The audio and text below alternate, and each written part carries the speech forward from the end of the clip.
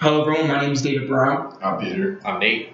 And we just got done watching Finding Oscar. Basically, it was a documentary about a Guatemalan massacre that happened in a small town that left 250 people dead. What ends up happening is that actually two kids ended up going missing. Yeah, what it was is that this Guatemalan, actually Special Forces Guatemalan Army, actually ended up taking these two kids with them. Actually ended up taking them as their own kids, which is actually kind of interesting and kind of weird in a way.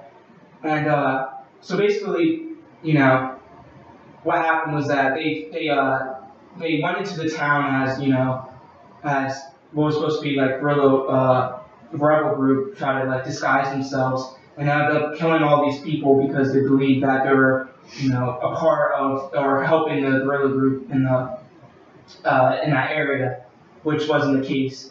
And so it was really interesting that they were trying to find this kid through I think it was what was it called when you dig up bodies? It was Archaeology or something like that. Yeah, I forget what it's called. Yeah, they dig them up and then Zoom. exhume. Exhume bodies. I don't know what I'm thinking of, but that's what came to mind. I just find it interesting that the sheer number of like bodies they find, or sheer amount of bones, like they just bring up a bag of bones, just dump them on a table. I just find it interesting how like it just looks so disorganized, but they're able to identify like if it's a male or female and all that. So I found that really interesting. And how they're, after like years of like looking into research, they were able to find the kid. So you guys have anything else to say about the video? It's just crazy how like they took out all those people because of something that wasn't true, and they covered it up for so long, and they had to they're still trying to bring them to task for what they did. Yeah. That's just insane.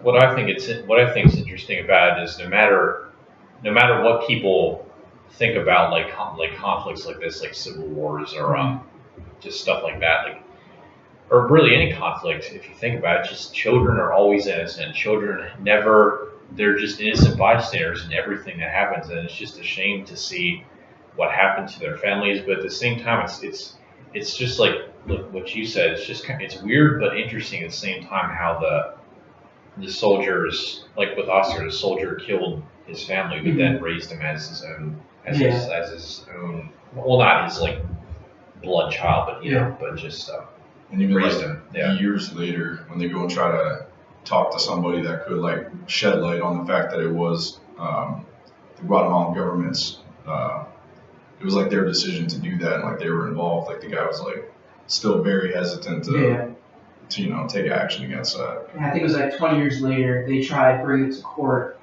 And right away it was thrown out. So even 20 years later, the government didn't want to take responsibility for their actions. It didn't take until I think 2010 when a guy actually got arrested here in the United States that actually had to be in traction until bringing justice for those people who died. That it didn't take to 30 years of someone getting arrested here. It was actually for something that wasn't really related to what happened there. It was something about immigration that happened that he got in trouble, I think. Yeah. So. And also what you're talking about how children are innocent, and that they were the first ones to get killed, I think, in that massacre, and they were asking questions about guns and everything as if they were gonna know. Yeah. So I found that interesting. Yeah. So I just found that interesting. They started throwing them down the well. It was really horrible, and I don't think it was gonna really I don't think they were really gonna get answers from that. So I just thought that was extremely weird. So.